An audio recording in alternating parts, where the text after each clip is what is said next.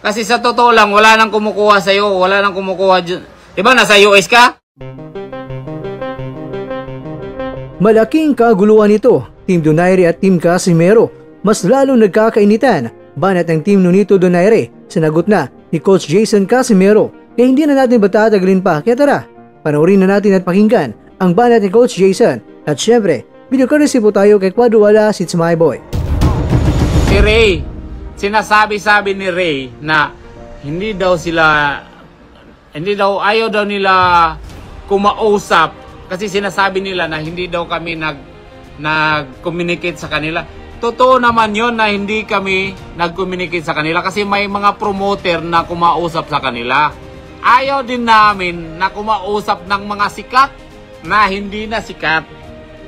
Ayan na, ayaw namin kumausap ng mga sikat na hindi na sikat, na nag-akakalang sikat. Di ba? Tapos sinasabi-sabi pa nila na fake news daw. Hindi daw totoo na yung ano namin, hindi. Mayroon po kumausap sa kanila. Mayroon. Hindi po kami kasi ayaw namin.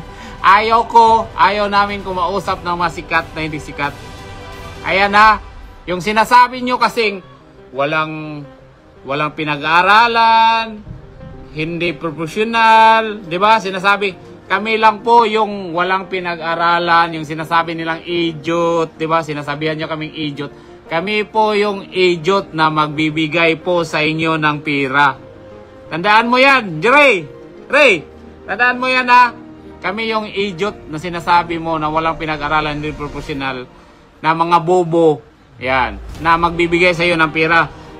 Yung sinasabi mo, tanda ko pa na sinasabi mo noon 3 years ago ata o 4 years ago na sinasabi mo 10 years to go na tatawag ka sa amin at hihingi ng tulong. 6 na taon na lang na hinihintayin mo, pero 4 years pa lang tumawag na kami sa iyo pero hindi hihingi ng tulong. Bigyan ka ng laban kasi wala ka ng wala nang, di ba? Yung inaano kasi namin na, kasi ang balak kasi ni Pilipinas magkaroon ng malaking laban. So sino pa ba yung in-expect ng mga tao na magkaroon ng malaking laban? Siyempre, Casimero versus Donaire. Di ba, sino pa yung Pilipino na pwedeng itapat natin ni Quadro Alas na may pangalan na malakas? Di ba, Donaire, di ba? Kaya, yun, inano namin, kinall out namin, sabi ko doon sa call out ko, Donaire, kung gusto mong labanan si Casimero, pwede naman mangyari yan. Kasi, di ba, ikaw naman, wala namang iba eh. Tapos kung ayaw mong lumaban, mag-post ka na sa social media na mag-retire ka na kasi balita dyan sa US. Parang wala ka na daw eh sa US eh. Parang, ang ano doon sa US na binabalita, parang pinaano mo na lang na ano ka pa ba, na aktibo ka pa, pero sa totoo lang hindi na. 'Di ba? Yung sinasabi mo kasing paano kasi to? English kasi yun. English kasi yung mga ano nila. Ano na? Tapos ano pa? Kalimutan ko yun eh. Ang dami kasi nilang sinabi, hindi ko maano eh. Sikat yung touring niya sa sarili niya. Noon yun. Pero yun nga, yung ano ko, isang masasabi ko lang, mas maganda na kayo talaga maglaban ni Quadro Alas. Na-irita ako sa inyo, sa ano mo, pagkasabi mo, dami mong sinabi.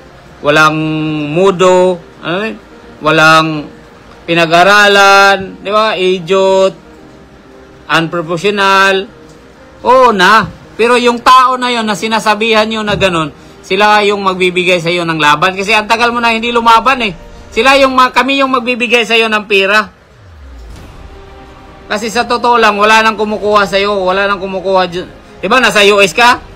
Bakit wala kang laban? Ilang taon ka na walang laban. So ngayon, yung sinasabihan mo na na ganon, walang pinag-aralan. Kami yung yung sinasabi mong bobo. Kami yung magbibigay sa iyo ng pira. Oo na. Sige, sabihin mo lang kung anong sabihin mo. Tapos 'di ba, sinasabi mo pa ampaw na fake news kami, na hindi totoo yung mga sinasabi namin, na hindi namin kinontak yung ano, yung mga sikat. Diba? Tapos ngayon, diba, si Ampaw.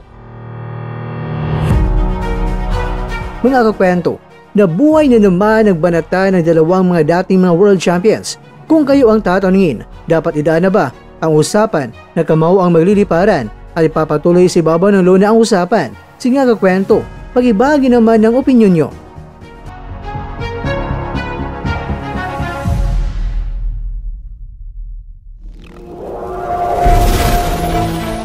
At dyan, nagtatapos ang ating kwento.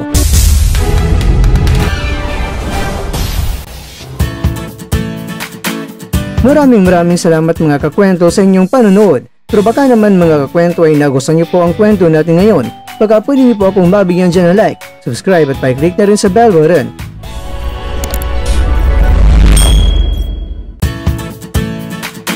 Pero bago tayo tatapos mga kwento, syempre, shoutout po muna tayo dyan sa ating mga kakwento. Kay kakwentong Alfred, kay kakwentong Basketball Superstar World, kay kakwentong Marty Cordero, at kakwentong nanonood ngayon, shoutout sa iyo dyan.